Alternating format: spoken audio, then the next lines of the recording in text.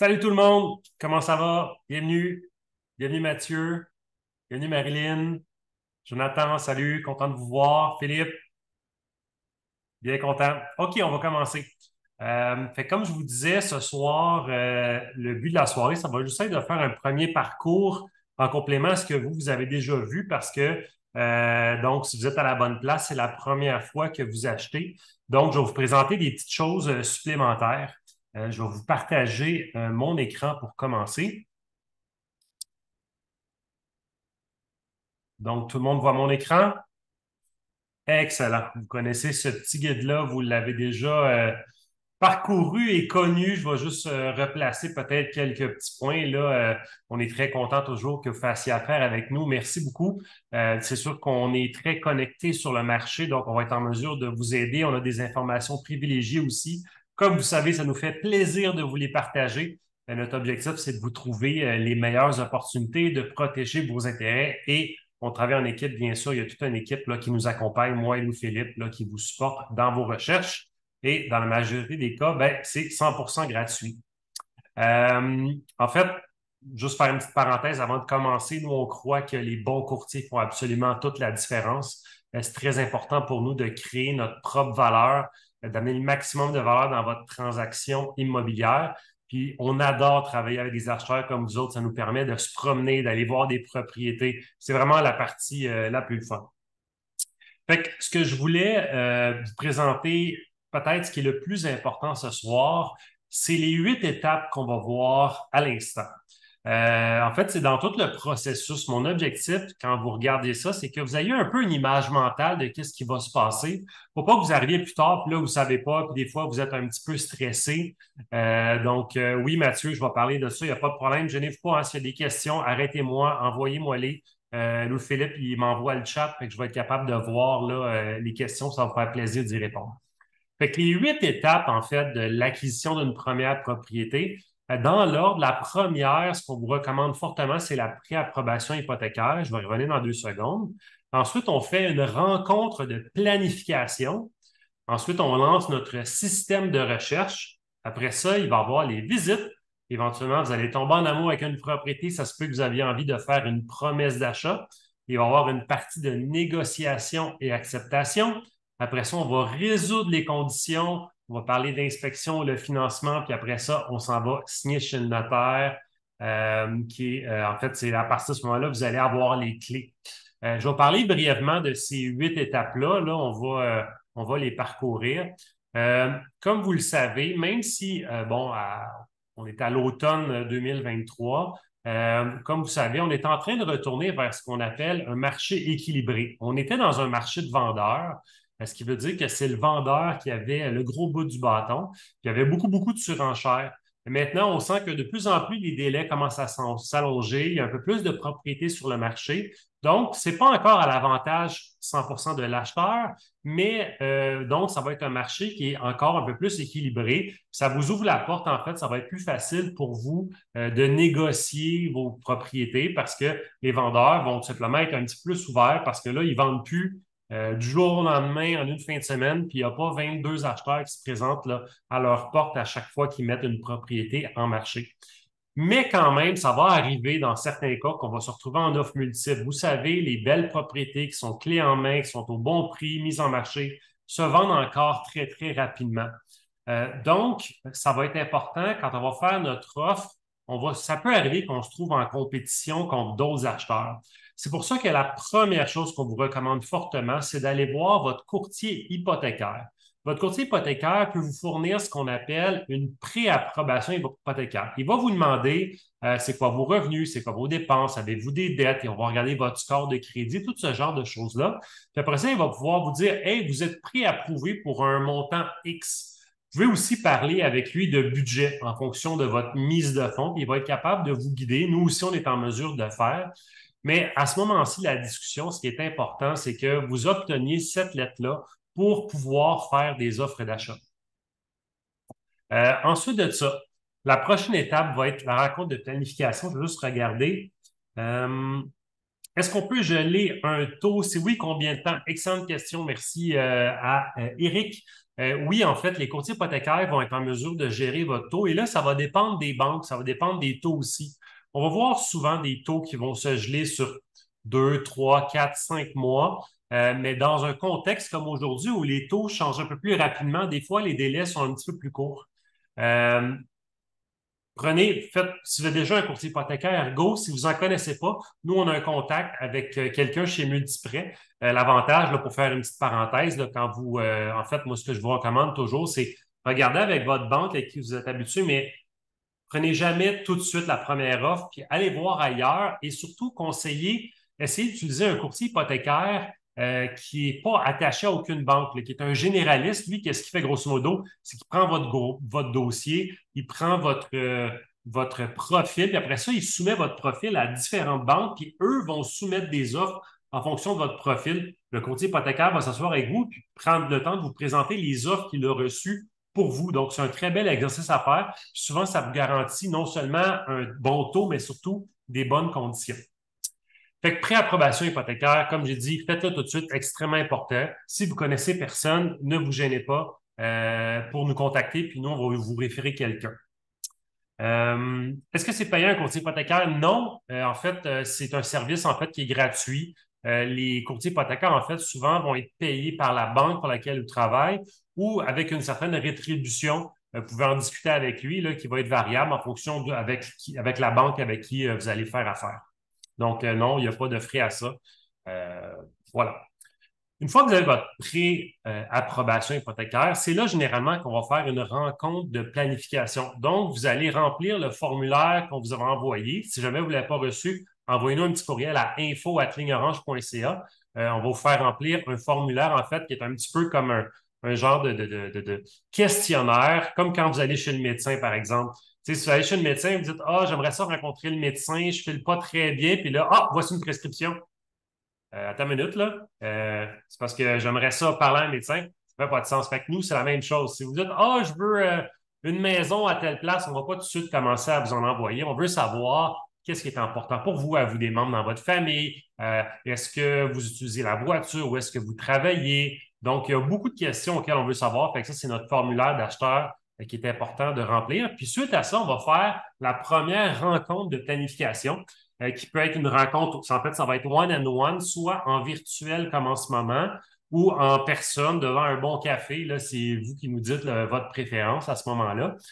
Et puis, à ce moment-là, ce qu'on fait, c'est qu'on rentre un petit peu plus en détail dans votre situation. Ce qui est important pour nous, c'est de comprendre quels sont vos objectifs, où vous voulez aller, mais aussi je vais vous le dire, je vais vous dire un petit secret, là. On ne veut pas juste écouter qu'est-ce que vous allez nous dire, mais on regarde aussi dans quel genre d'environnement vous habitez, qu'est-ce que vous aimez, dans quel domaine vous travaillez, pour être capable aussi, si possible, de voir un peu plus peut-être des choses que vous n'avez pas vues, puis être capable de vous faire découvrir peut-être des choses que vous n'avez peut-être pas planifiées.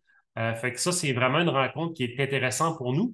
Puis vous, de votre côté, ça vous permet aussi de poser les dernières questions puis les interrogations que vous pourriez avoir, bien, ça va nous faire plaisir d'y répondre one-on-one.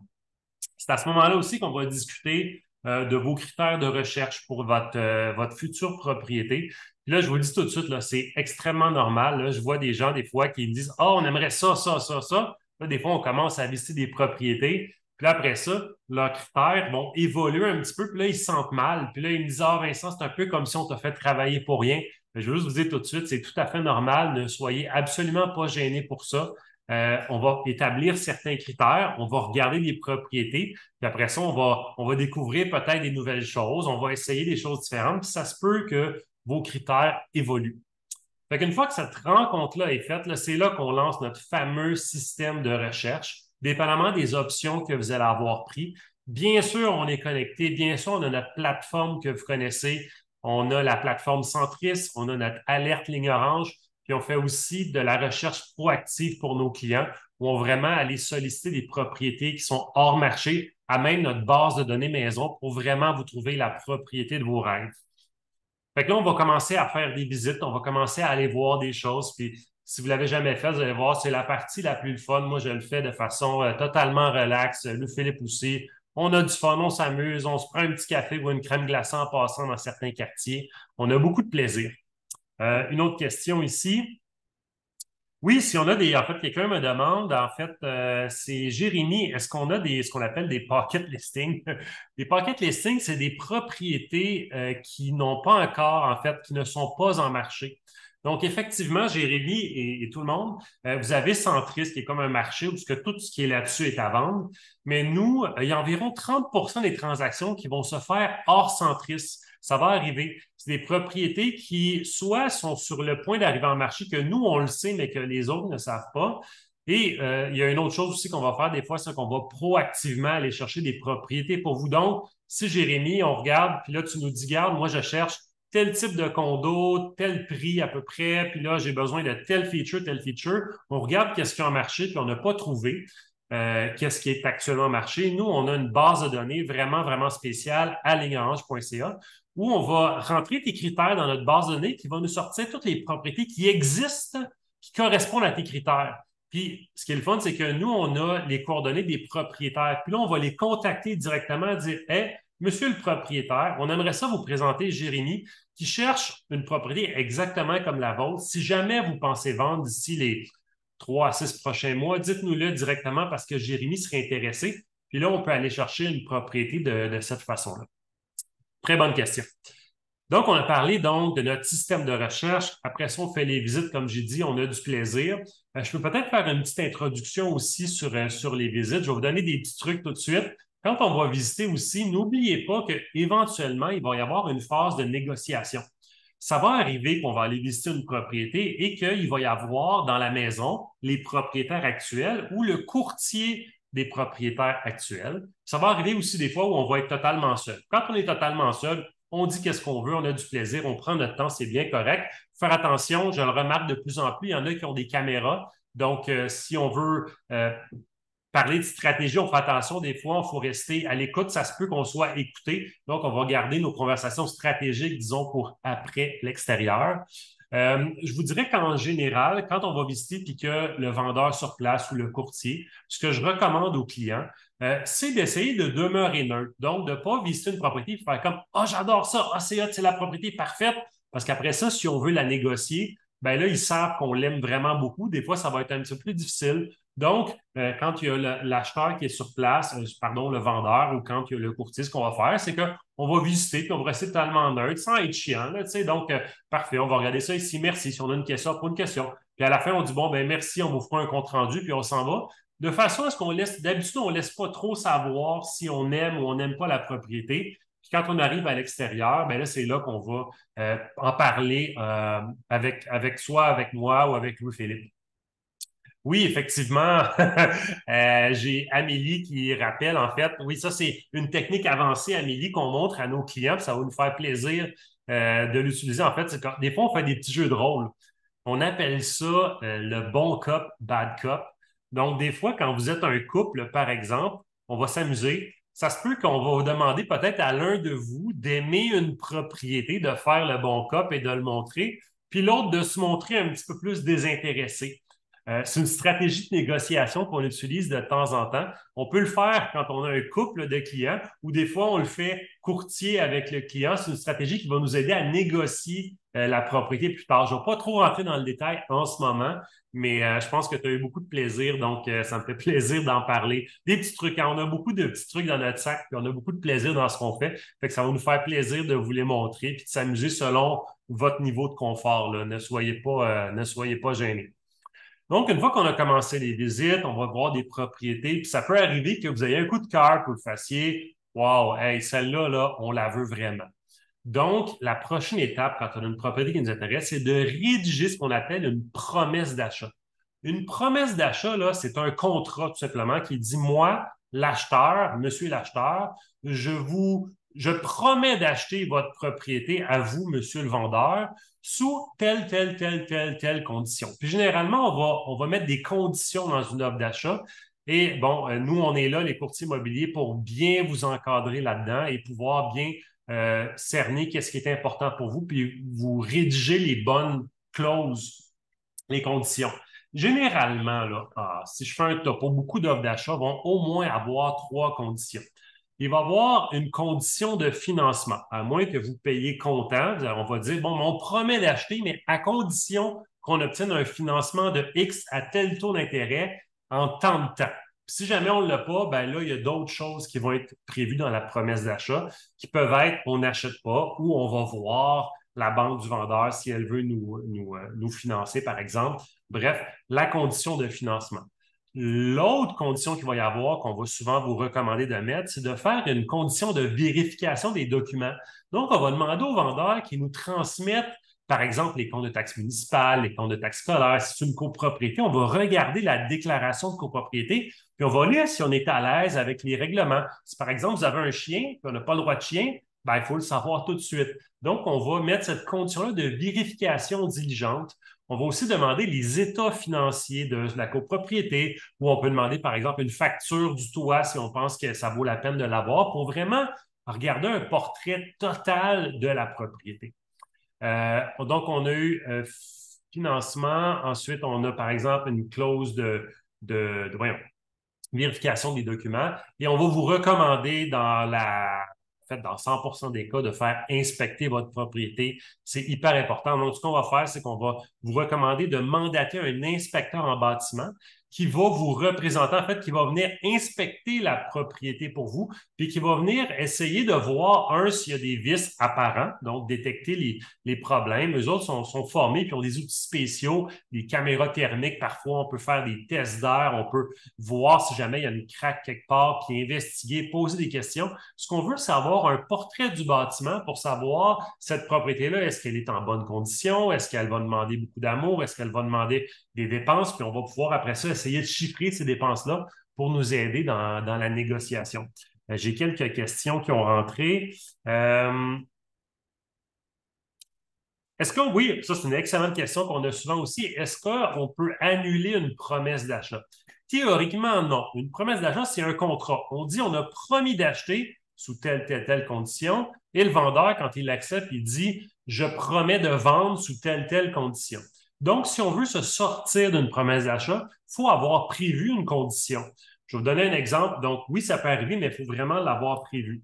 Ça peut arriver, par exemple, supposons que justement, on fait l'inspection, puis là, on découvre un vice qu'on n'avait pas anticipé, ce n'était pas déclaré dans la déclaration du vendeur. On se rend compte, mettons, qu'il y a une grosse fissure de fondation, la fondation est décalée, il y a des problèmes structurels, puis réparer tout ça, ça va coûter une centaine de milliers de dollars. Et puis, ben, on n'avait pas prévu ça. Donc là, ça se peut effectivement, on va dire au vendeur, ben, selon la façon que la condition d'inspection avait été rédigée, ben, on a découvert tel vice et puis on rend la promesse d'achat nulle et non avenue pour cette raison. Ça peut être d'autres conditions. Par exemple, quand on fait des immeubles à revenus, des fois, on va faire une promesse d'achat, puis ça se peut qu'on n'ait pas vu tous les logements. Puis là, on va voir un logement, puis là, on découvre que, par exemple, il est insalubre, il y a des choses, puis ça ne nous tente pas de dealer avec ça. Bien, si on a bien rédigé notre clause dans notre promesse d'achat, on va pouvoir rendre nulle et non avenue la promesse d'achat. J'espère que ça répond à ta question. Donc voilà pour la promesse d'achat une fois qu'elle a été donc acceptée. En fait, juste avant qu'elle soit acceptée, souvent ça va arriver, il va y avoir une phase de négociation. Ça se peut que le vendeur nous dise ah ben j'aime ta promesse d'achat, j'aime les dates que tu m'offres, je suis d'accord à te laisser la télévision et le divan, par exemple, qui sont inclus. Mais par contre, le prix que tu m'as offert, je trouve ça un peu bas, puis là, il nous revient avec une contre-offre. Parce que le vendeur, quand il reçoit une promesse d'achat, grosso modo, il y a trois choix. L'accepter telle quelle, la refuser telle quelle ou faire une contre-proposition. Donc, ça va arriver quand même un certain nombre de fois, on va recevoir une contre-proposition. Là, ça se peut arriver qu'on négocie, puis entre le jeu en fait, de la négociation. Donc, on va s'en être parlé au préalable. Quel est le prix maximum qu'on est prêt à payer? Quel est le prix qu'on offre? Puis là, nous, notre travail aussi, c'est d'essayer de tirer sur votre bord de la couverte au maximum pour vous avoir le meilleur prix, mais aussi les meilleures conditions possibles. Parce qu'il y a le prix, mais aussi il y a d'autres choses qu'il faut penser. Des fois, par exemple, on va vous négocier, par exemple, d'habiter dans une propriété pendant un certain temps sans payer de loyer, par exemple. Fait que ça, il faut le calculer. Des fois, on va répartir des taxes à un certain moment qui va être avantageux pour vous. Fait que ça aussi, on va le calculer. Fait qu'il y a un paquet de choses sur lesquelles on peut jouer. Puis une fois qu'on s'est mis d'accord, puis que la promesse d'achat est acceptée, bien là, on va faire ce qu'on appelle, là, on va rentrer dans la phase 6 qui est l'acceptation, puis la phase 7 qui est la résolution des conditions, l'inspection et le financement. Donc là, on va mandater l'inspecteur en bâtiment qui va venir inspecter la propriété. On va envoyer votre dossier ou à votre courtier hypothécaire ou à votre banque selon ce que vous allez avoir choisi pour obtenir une approbation finale. On va résoudre les conditions qu'on a mises dans notre promesse d'achat. Ça va prendre un certain temps, des fois un 10 jours, un 12 jours, un 15 jours, un 20 jours, ça se pourrait. Tout ça va avoir été prévu dans la promesse d'achat. Et une fois que toutes ces conditions-là ont été réalisées, ben, il reste juste à signer chez le notaire. Fait qu'à ce moment-là, on peut popper le champagne sans le boire parce que c'est pas encore signé. Il reste juste à passer chez le notaire, mais disons, on met la bouteille au froid, puis après ça, on s'en va chez le notaire. Entre le moment où les conditions sont réalisées et la signature de l'acte de vente, des fois, il ne se passe pas grand-chose. Des fois, il va y avoir un certain gap de temps. Des fois, vous allez avoir un magasin de propriété pour déménager dans 2 mois, dans 3 mois. Fait que là, il ne va pas se passer grand-chose. Puis environ 2 semaines avant la signature d'acte de vente, vous allez recevoir un coup de téléphone du notaire. Si vous ne l'avez pas reçu, nous, on va vous rappeler de vérifier puis de nous aviser si vous ne l'avez pas eu. Puis le notaire va vous donner votre rendez-vous pour aller signer l'acte de vente. Puis là, signer l'acte de vente, là, c'est quand même, je vous le dis tout de suite, il y en a qui trouvent ça un peu stressant, mais c'est très, très simple. C'est un rendez-vous qui va durer à peu près une quinzaine de minutes. Vous allez avoir un rendez-vous souvent la veille pour aller signer votre hypothèque devant le même notaire qui va en fait signer là, un grand papier en fonction de ce que vous avez convenu avec votre banque. Et la journée de l'acte de vente, ça dépend. Il y a des notaires, vous allez être en face du vendeur. Maintenant, il y en a qui le font aussi en virtuel. Puis il y en a des fois qui vont le faire. Vous allez l'acheteur, vous signez, puis le vendeur vient plus tard, puis vous ne croisez pas. Là, c'est vraiment chaque notaire qui est différent. Nous, on est là, on va vous accompagner dans ce processus-là. Mais une fois que vous signez tout ça, bien là, officiellement, la propriété vous appartient et vous êtes l'heureux propriétaire.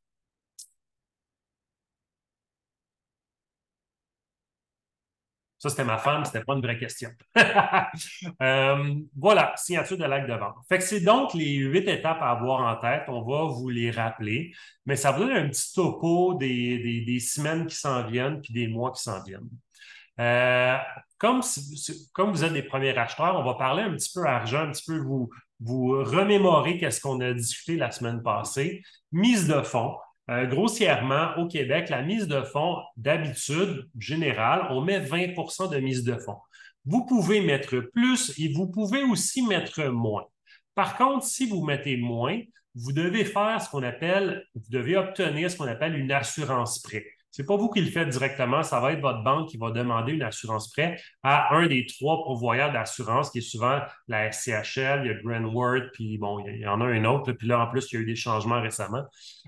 Donc, vous pouvez aussi parler avec votre conseiller financier personnel. Est-ce que je devrais mettre une grosse mise de fonds? Est-ce que je devrais mettre une petite mise de fonds?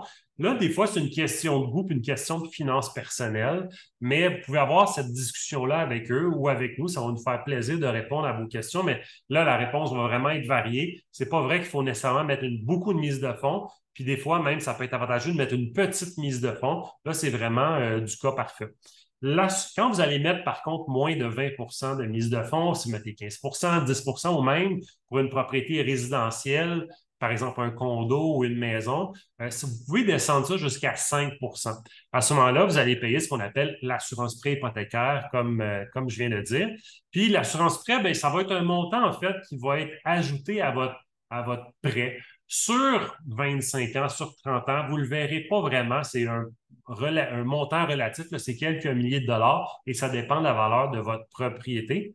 Par contre, ce que vous devez savoir, c'est qu'il y a une taxe de 9 sur cette assurance-là et cette taxe-là, vous allez devoir la payer chez le notaire. Donc, gardez ça en tête tantôt. Dans les coussins à prévoir, ben, il va y avoir la taxe sur l'assurance prêt. J'ai parlé tantôt du rôle du courtier hypothécaire et je vous ai parlé aussi, très important, en fait, je vous recommande non seulement de regarder avec la banque avec qui vous êtes habitué, mais aussi d'aller avec un courtier hypothécaire indépendant. Nous, on a quelqu'un chez Multiprêt qu'on adore, qu'on aime beaucoup, qui justement fait le portrait de tout votre dossier, envoie ça à différentes banques, après ça, il collecte les offres que les banques font, puis il vous présente tout ça. Le processus est génial. Puis vous avez vraiment là, un bon topo, puis vous pouvez avoir des bons taux parce que là, il y a vraiment beaucoup de banques en compétition. Tout le monde connaît le RAP et maintenant le CELI App. Ce sont des outils vraiment utiles, directement adressés à vous quand vous êtes un premier acheteur. Ne négligez pas ces outils-là. En fait, ça vous permet, par exemple, le RAP, donc d'emprunter dans vos REER sans frais, sans payer de pénalité, puis d'appliquer ça sur votre maison. Puis vous avez un certain temps pour rembourser vos REER. C'est vraiment un très, très bel outil. Et si jamais vous n'avez pas de REER, on va vous parler de la stratégie, mais des fois même, ça vaut la peine. Qu'est-ce qu'on fait avec votre courtier en finances personnelles? C'est qu'on va emprunter, déposer dans vos REER, attendre 90 jours et utiliser le RAP. C'est une manigance légale qui peut être très avantageuse aussi. Mais ça, c'est du cas par cas. Là, on va regarder donc en one-on-one. Coussin à prévoir, ça, c'est la question qu'on se fait demander le plus souvent. Donc, puis c'est aussi pour ça que je voulais vous parler un peu à part aujourd'hui, c'est que, donc, vu que c'est une première propriété, quels vont être les frais? Moi, je vous dirais, pensez à peu près là, à 1,5 du prix d'achat de votre propriété. Donc, par exemple, si vous prévoyez acheter une propriété à 1 million de dollars, ben, prévoyez 15 000 dollars. Si c'est 500 000 dollars, prévoyez à peu près 6 000 dollars à mettre à côté. Il va y avoir les frais de notaire. En tant qu'acheteur, vous allez payer les frais de notaire. Dans la présentation que là, il est écrit entre 1200 et 1500. Mais les dernières années, je vous dirais que ça a monté un petit peu. Là, en ce moment, on voit beaucoup du 1800 1900 des fois du 2000. Les frais de notaire ont monté un petit peu, donc il va falloir en tenir compte. Votre inspection pour votre propriété, dans le cas d'un condo, calculez peut-être un 400 à 600 dollars pour une maison autour de 800 dollars. J'ai une question tantôt que j'ai vu passer. C'était, oui, Alice, en fait, au niveau de l'inspecteur, si vous ne connaissez pas d'inspecteur en bâtiment, vous devez savoir que, je vais faire une petite parenthèse là-dessus, là, l'inspecteur en bâtiment, ce ne sont pas des titres protégés. Tout le monde pourrait arriver et dire, hey, je suis inspecteur en bâtiment. Puis, ça, c'est un peu plate parce que ils sont un petit peu différents. Fait que nous, on va pouvoir vous guider là-dedans. Il y a des choses qu'on va vous recommander. En fait, on a 4 critères sur les inspecteurs en bâtiment. Quand va venir le temps de faire votre offre d'achat, qu'on va vous dire, regarde, ça fait au moins, on vous recommande de prendre ces 4 critères-là. Puis on a aussi une liste d'inspecteurs en bâtiment avec qui on travaille, qui explique bien les choses. On n'est pas énumérés par eux ou quoi que ce soit, là, mais on a une liste qu'on peut vous fournir que vous pouvez, en fait, on a eu des bonnes expériences, puis vous pouvez l'utiliser, vous demandez la liste, ça va nous faire plaisir de vous le partager.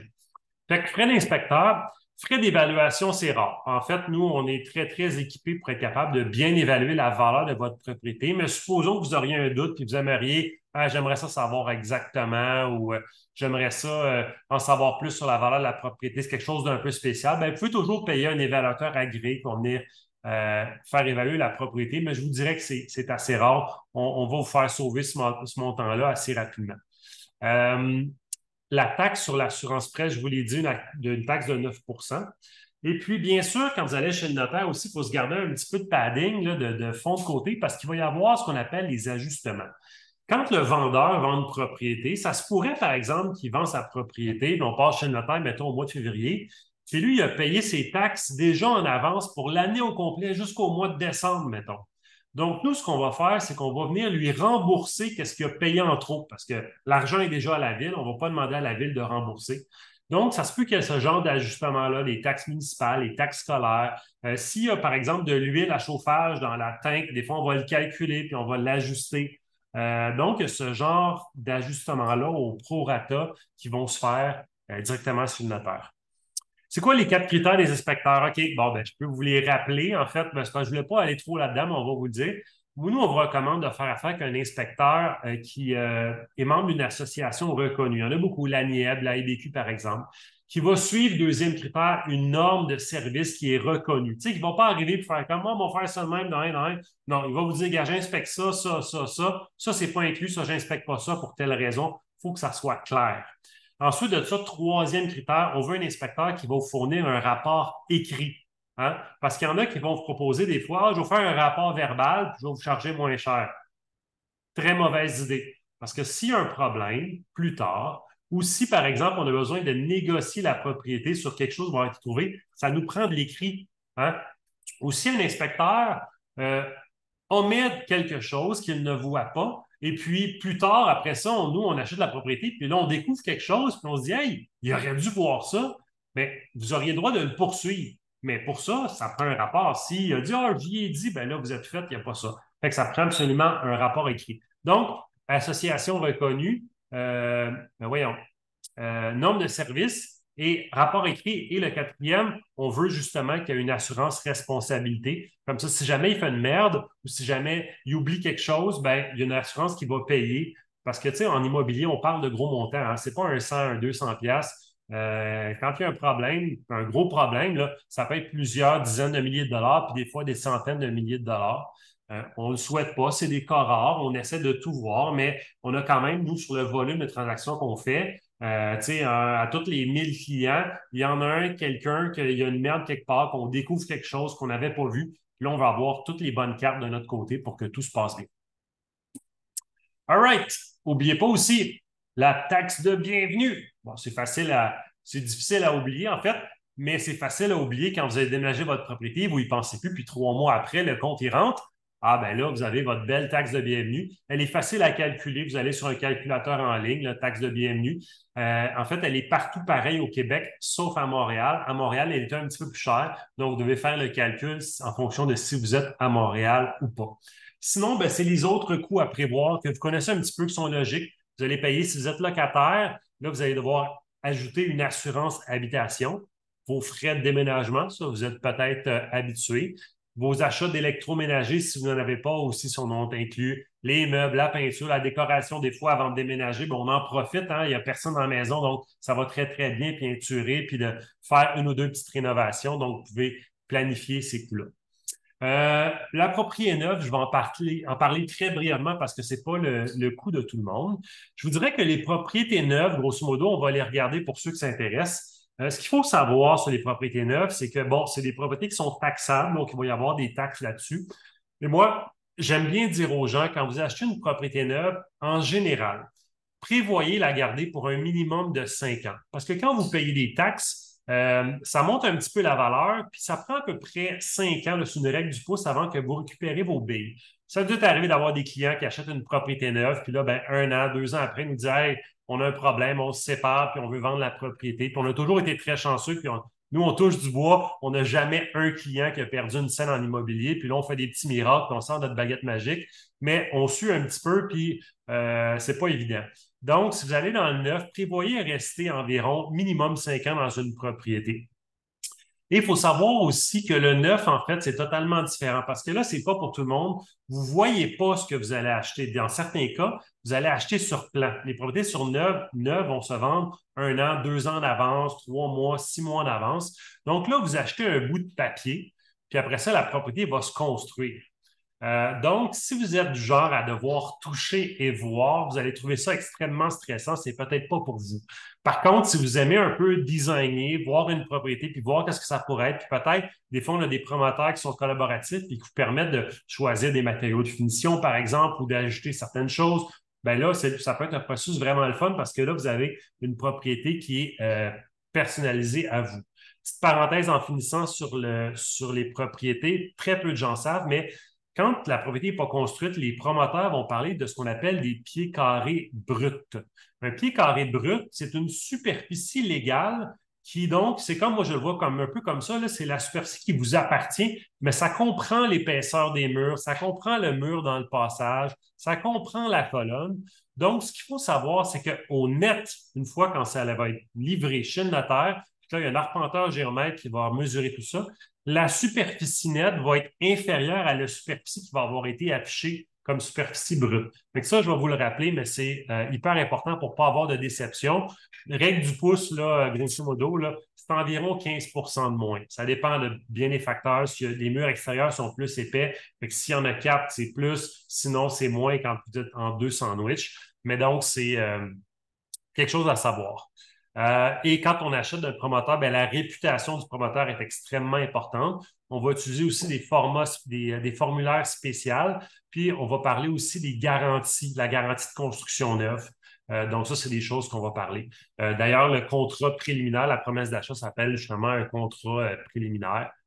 Puis nous, ben, on est en mesure de vous aider en fonction de tout ça pour vous expliquer. Il y a différentes qualités de construction, donc c'est important. Des fois, le prix ne veut pas dire qualité. Donc, à ce moment-là, on va fouiller puis on va poser des questions au promoteur à savoir comment il construit, de quelle façon il va faire les choses. Puis des fois, on va essayer même de les faire écrire dans le contrat, d'avoir un devis pour vraiment que vous obteniez qu'est-ce que vous avez acheté. Et non, c'est des promesses, puis après ça, ils s'envolent, puis vous arrivez à la fin, puis c'est pas tout à fait qu'est-ce qui a été prévu. On veut pas que vous soyez déçus.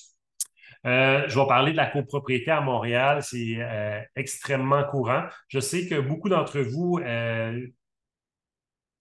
espèrent peut-être avoir une maison unifamiliale. Par contre, la copropriété est vraiment quelque chose de magique. Ça se peut qu'on vous le fasse découvrir aussi. La copropriété, ben, comme on le dit, c'est vraiment ce qu'on appelle le condo, là.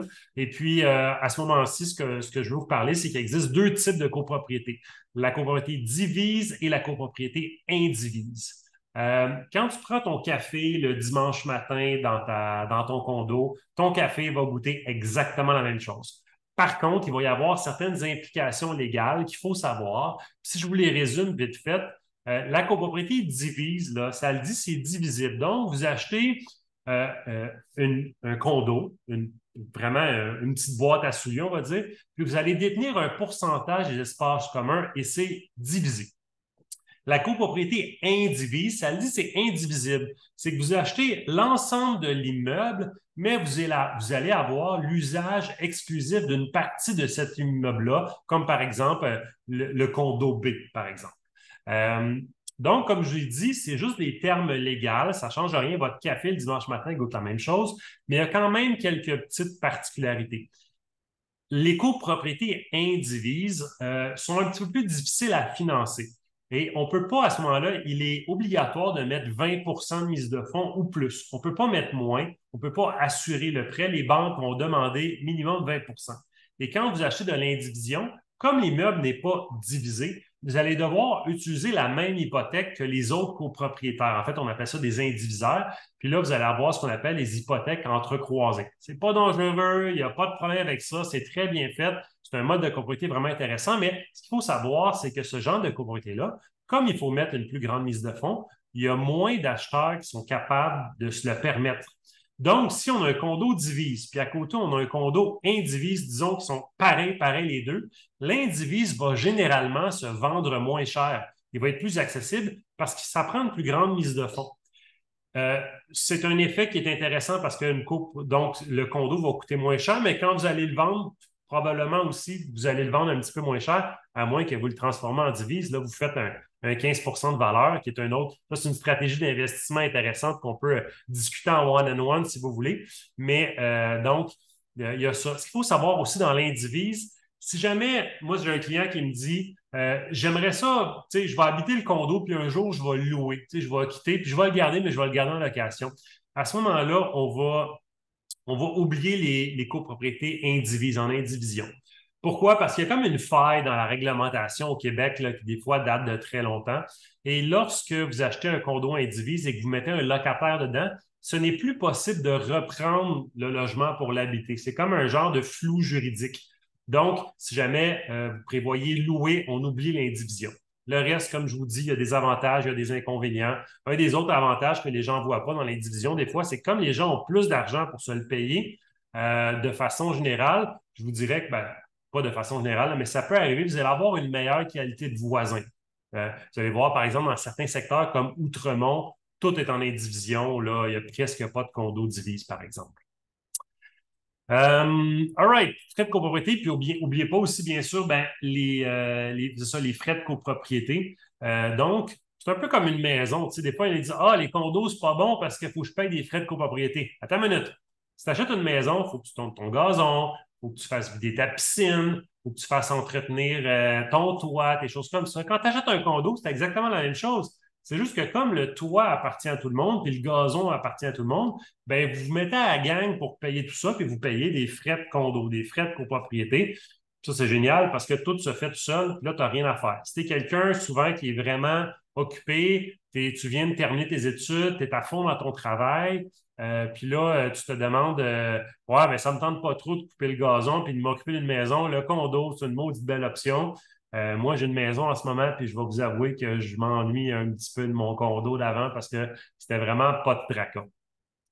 Bien sûr, aussi, quand on achète un condo, c'est un petit peu comme si on achète une maison, sauf qu'elle appartient à tout le monde. Donc, on va regarder s'il y a un fonds de prévoyance. Un fonds de prévoyance, s'il y en a un ou il n'y en a pas, c'est pas bon ou mauvais, mais il faut le savoir. C'est-à-dire que, supposons on achète une copropriété, puis que le toit est à changer, puis il y a 0 $ dans le fonds de prévoyance, bien, ça veut dire qu'il va falloir donc payer pour ce toit-là. Vous allez devoir sortir de l'argent de votre poche sous forme de cotisation spéciale. Il faut le savoir. C'est comme si on achète une maison, mais que le toit est à changer. Il y a d'autres copropriétés qu'on va acheter, le toit est à changer, mais il y a 350 000 dans le fonds de prévoyance, puis ça va coûter, mettons, 80 000, 100 000. Bien, à ce moment-là, on sait qu'on n'aura pas de cotisation spéciale. Voilà. Ensuite de ça, est-ce qu'il y a des lois qui gèrent les copropriétés? Bien sûr, en fait, avant, il y en avait peu. Maintenant, il y en a plus. Et en ce moment, en fait, il y a un changement sur la loi qui est en train de s'opérer.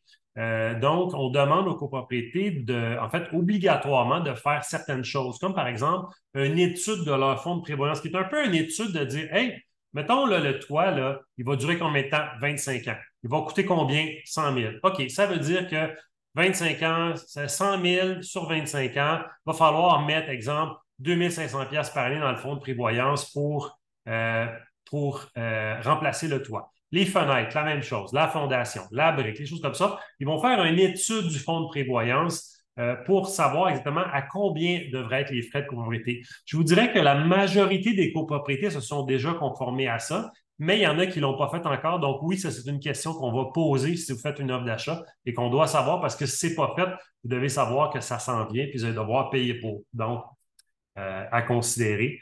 Il y a aussi certaines règles, comme maintenant, il faut mettre dans des fonds en fidéicommis, si on veut, là, les franchises d'assurance. Fait que si l'assureur dit, bon, ben, votre franchise est 20 000 pour le dégât d'eau, ben, il faut prendre le 20 000 et le mettre dans un compte pour que ça soit disponible si jamais il y a un sinistre. Ça, c'est une nouvelle règle qui vient d'entrer en vigueur. Donc, il a demandé aux copropriétés donc, de placer cet argent-là. Les copropriétés qui avaient déjà planifié leurs choses, qui étaient bien gérées, bien, ça a été très facile. Mais il y en a qui étaient un petit peu moins bien gérées, puis là, bien, il faut injecter un petit peu d'argent. Donc, c'est important de le savoir si ça a été fait ou pas. Merci, Abdoul, de ta question. Parfait, parfait, parfait. Il y en a parmi vous qui veulent des immeubles à revenus. Je vais en parler très brièvement, encore une fois, vu que ce n'est pas pour tout le monde. Acheter un immeuble à revenus, c'est toujours une excellente idée d'un point de vue financier. Par contre, c'est sûr que vous diminuez un petit peu votre qualité de vie. Si vous dites, OK, je veux faire un achat, j'ai une mise de fonds, mettons, de 150 000 puis vous achetez une maison unifamiliale à Westmount d'1 million, bien, vous allez avoir une belle maison, vous allez être tranquille. Si vous prenez le même 150 000 puis vous achetez un duplex ou un triplex à Villeray, bien, la qualité des matériaux, l'immeuble est plus vieux, vous allez amputer un petit peu votre style de vie actuel aujourd'hui. Par contre, côté financier, c'est extrêmement intéressant parce que là, vous avez un revenu qui est donc vos locataires vous aident à payer votre hypothèque ou même, voire dans certains cas, vont payer votre hypothèque à votre place. Ça peut arriver. Ensuite de ça, l'immeuble, il prend de la valeur, bien sûr. Et en plus, il rembourse votre hypothèque. Vous avez en fait, c'est un peu comme s'il cotisait dans votre REER, on va le voir comme ça. Il rembourse votre capital. Donc, financièrement, là, c'est très, très bon.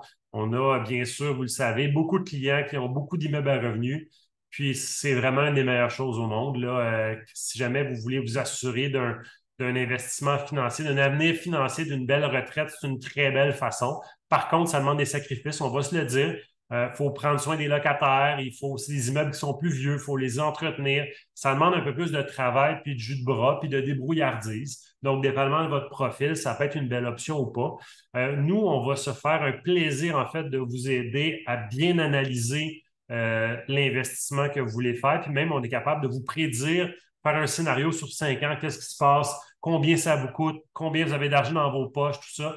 Puis même calculer votre retour sur investissement, le comparer avec qu'est-ce que vous faites, par exemple, avec vos placements en valeur mobilière là, avec votre conseiller financier. Petit conseil qu'on aime bien aussi, une fois, soit avec l'immeuble revenu ou autre chose, il existe plusieurs banques qui offrent ce qu'on appelle un prêt réno. Prêt réno, c'est extrêmement intéressant. C'est des montants que vous pouvez emprunter en surplus pour pouvoir faire des rénovations d'emblée. J'en ai déjà parlé un peu, là. Il y a beaucoup de gens, des fois, puis c'est normal, là, les gens, ils veulent du clé en main. Hein? Fait que ce qui fait que tout ce qui est beau, puis prêt, puis tout de suite, clé en main, il va y avoir de la compétition. Par contre, ce n'est pas tout le monde qui est prêt à faire des rénovations, mais il existe des outils comme le prêt réno. Donc, par exemple, là, chez Desjardins, vous pouvez emprunter jusqu'à 10 de la valeur de votre propriété, puis c'est no question asked. Fait que ça, c'est vraiment le fun. Vous pouvez prendre une propriété qui est un peu moins pricée, qui est moins chère, puis qu'il faut changer la cuisine, la salle de bain, les planchers. Prendre un prêt réno de 10 par exemple, ou même vous pouvez négocier pour plus, mais comme je vous dis, no question asked, vous pouvez assez facilement avoir un 10 de valeur de la propriété. Et là, la mettre au goût du jour, la mettre à vos goûts, à vous, ça peut être une super belle alternative. Le prêt réno est vraiment un outil très intéressant. Fait que voilà, je pense que je suis sur le point de dépasser le temps qu'on s'était prévu. Je vais rester disponible après pour les questions. Ça va me faire plaisir. Si vous devez quitter, il n'y a pas de problème. Vous pouvez nous acheminer par courriel à info@ligneorange.ca. Vous nous connaissez, vous pouvez nous texter. À la fin, là, je vais vous transmettre le petit guide. Là. On a un carnet de contacts, justement, quelques notaires, des inspecteurs en bâtiment, des arpenteurs, des tests. Je vous dis juste en terminant, peut-être pour revenir sur notre équipe, vous savez peut-être déjà un peu, là, mais nous, quand on travaille, on a toujours 3 mots en tête. Hein? Objectivité, transparence, excellence. Objectif, on va toujours vous dire les vraies choses telles qu'elles sont. On prend un pas de recul. On n'est pas là pour vous dire, des fois, je sais que ça peut être plate un peu, là. On n'est pas là pour vous dire qu'est-ce que vous voulez entendre. On est là pour vous dire, hey, t'as-tu vu ça? Attention à ça. Ça, j'aime ça, j'aime pas ça, pour telle raison. Puis on va vous partager notre expérience. Après ça, vous prenez la décision que vous voulez, mais on est là pour vous pour ça. On est extrêmement transparent. Là. Il n'y a rien qu'on va vous cacher. Puis vous aussi, s'il y a n'importe quelle question, ne vous gênez pas de nous les envoyer. Puis excellence dans le sens où on n'est pas pompier et courtier immobilier. Là, on fait ça, moi et le Philippe, là, de 6 heures le matin à minuit le soir, là, 7 jours par semaine. Puis c'est notre passion. Puis on a beaucoup de plaisir. Ce qu'on demande à nos clients, en fait, en retour, c'est sûr, ben, c'est votre engagement. Hein? Vous allez savoir, on va vous parler du contrat de courtage achat, mais ça reste qu'on va travailler en équipe, trouver une propriété. Des fois, je peux pas. Quelqu'un ne peut pas me dire, Vincent, trouve-moi la propriété de mes rêves, après ça, il s'assit. Mais là, on va falloir qu'on aille les voir ensemble, il va falloir qu'on discute, il va falloir qu'on ait un échange. C'est vraiment un travail d'équipe. On va se coordonner pour les visites, puis on va avoir du fun, on va en profiter. En fait, notre principale publicité, ben, c'est votre satisfaction. Je pense que je regardais à la liste de personnes qui est là ce soir, puis je pense que à peu près 80 c'est des références, soit que vous avez déjà fait une transaction avec nous, ou plutôt vos parents, ou vous avez été référé par un ami. Donc, c'est vraiment extrêmement important. Puis on l'apprécie. Puis c'est ça qu'on veut. Hein? On veut que vous ayez une belle expérience. Notre objectif, c'est d'être en fait vos courtiers pour toute votre vie. Puis en fait, on a beaucoup de nos clients qu'on revoit transaction après transaction. Des fois plus tôt que tard, tant mieux. C'est des fois pour des imprévus, mais on est toujours là. Dernière question.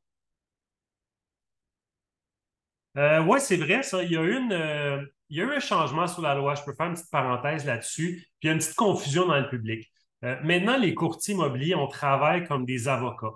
Avant, là, OK, on n'était pas obligé d'avoir un contrat pour vous représenter. On pouvait aller voir des propriétés. On peut encore le faire. Si vous me dites, Vincent, on va aller voir une propriété ensemble aujourd'hui, puis je ne veux pas signer de contrat avec toi, avec Ligne Orange.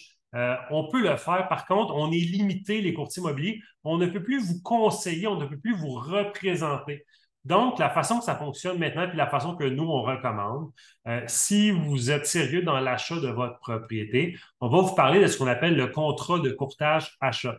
Donc, vous allez nous mandater pour vous représenter dans l'achat d'une propriété. Puis là, on va pouvoir agir dans votre intérêt et défendre vos intérêts. En fait, on a l'obligation de le faire. On a l'obligation de travailler pour vous. Il y a certains courtiers qui ne feront pas ça et qui ne feront pas signer de contrat de courtage. Le désavantage, c'est qu'ils ne peuvent pas conseiller leurs clients. Ils peuvent leur donner des conseils généraux, mais ils ne peuvent pas donner des conseils qui s'appliquent directement à eux. Et ben, tu sais, c'est sûr, c'est ça. C'est le principal des avantages, là. Fait que nous, on travaille vraiment avec le contrat de courtage achat. On va vous en parler, puis c'est pas vraiment compliqué. Puis ne vous inquiétez pas, vous le savez. On est des gens, nous, on aime ça travailler avec des gens qu'on aime.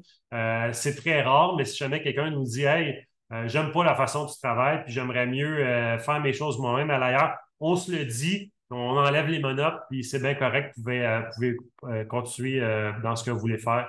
Nous, il n'y a absolument aucun problème. Fait que là, je vous avais promis que ça ne durerait pas trop longtemps. Là, je suis pas mal dans mon temps. Fait que je vais vous laisser là-dessus. Je vais rester pour les questions si vous en avez. Là, ça va me faire plaisir. Je vous souhaite à très bientôt. J'ai vraiment hâte. Il y en a certains que j'ai rencontrés, mais j'ai bien hâte de voir tout le monde. Merci beaucoup. À bientôt.